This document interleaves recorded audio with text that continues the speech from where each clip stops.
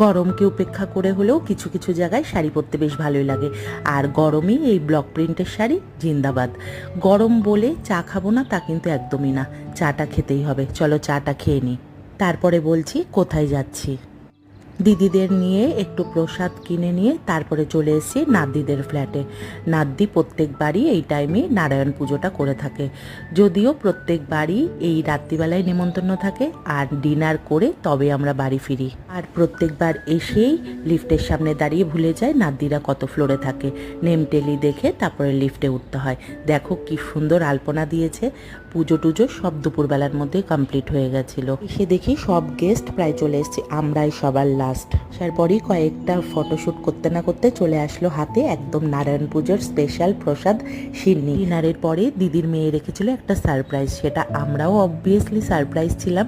কি জানতে হলে দেখতে হবে নেক্সট ব্লগ।